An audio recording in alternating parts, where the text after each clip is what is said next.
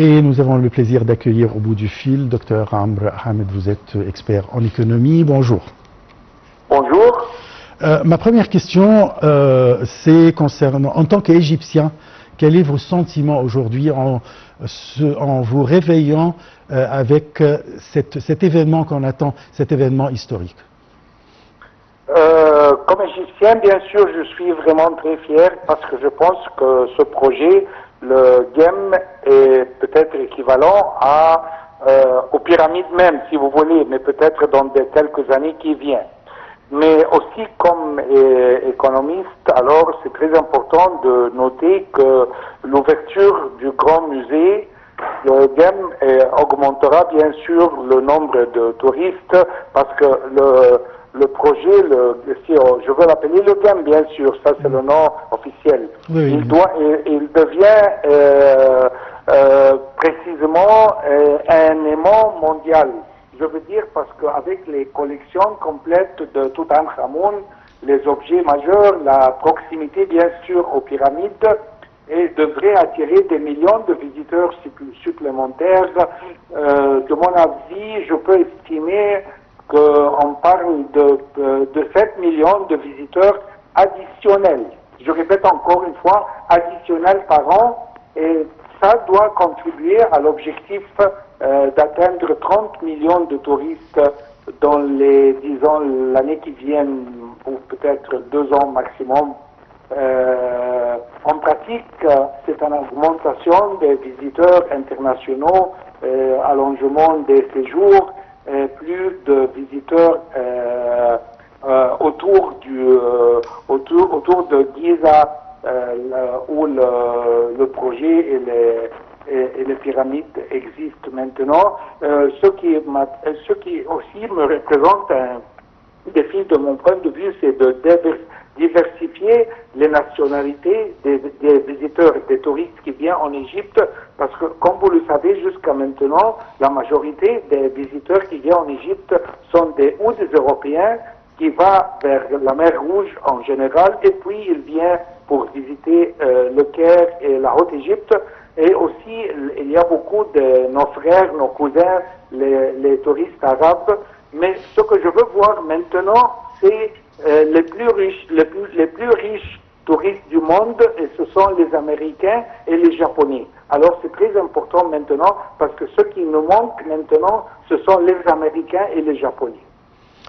À votre avis, avec la présence de ces touristes attendus, comme vous venez de dire, ce qu'on appelle les touristes riches, et avec les années, est-ce que l'inauguration de ce musée pourrait vraiment contribuer au développement économique du pays? Bien sûr, parce que si vous voulez, on peut faire une analyse très vite, une analyse de retour économique attendu attendu après ce projet. Mais avant de vraiment analyser ce retour économique, je veux bien aussi noter l'importance de cet événement aujourd'hui, et l'événement qui est très important, qui a pris place quelques semaines passées à Sharm el-Sheikh, la conférence du paix aussi. Alors ça, c'est très important. Avec ces deux événements, maintenant, notre gouvernement a une opportunité vraiment unique pour utiliser ces deux événements maintenant pour booster l'économie de l'Égypte. Pour retourner à votre question, alors on peut parler pour des retours économiques en général.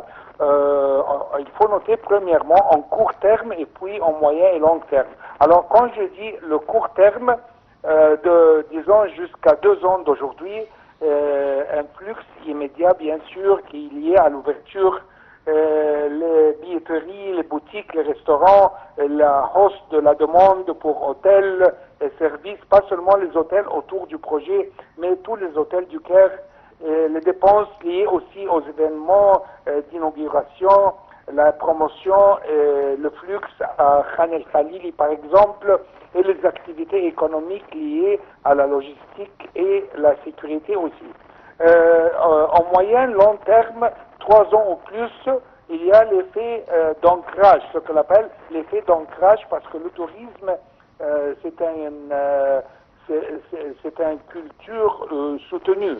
L'augmentation des recettes de change, bien sûr, le développement d'écosystèmes, les souvenirs, les guides, les tours thématiques et renforcement durable du profil touristique.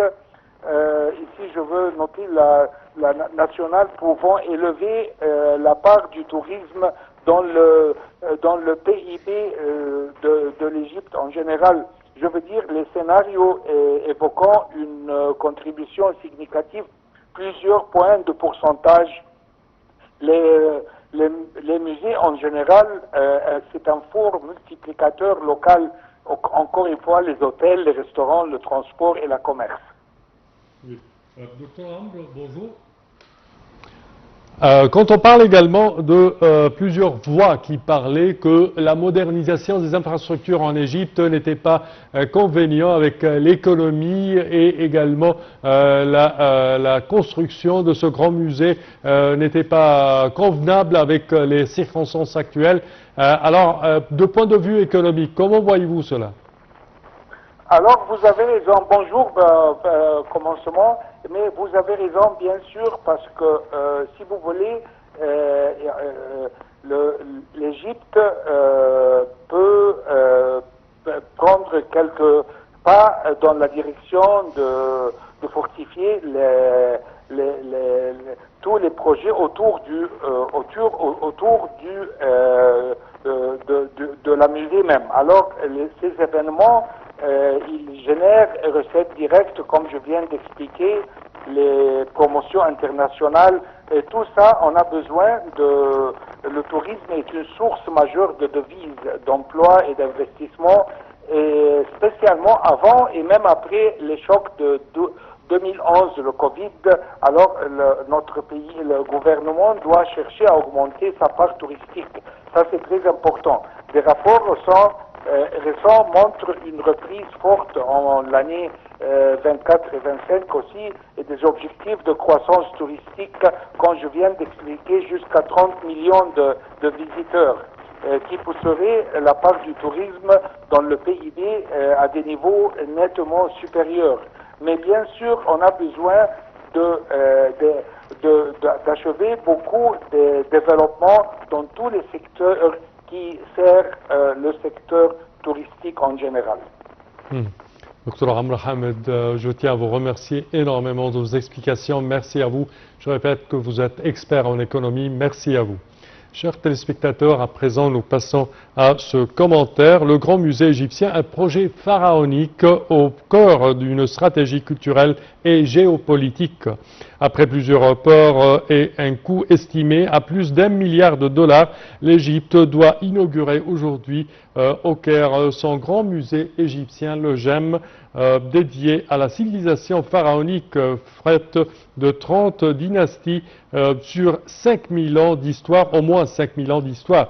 Environ 80 délégations officielles sont attendues pour participer à cette cérémonie. Pour plus de détails, voici un commentaire signé Salih Hamd. Après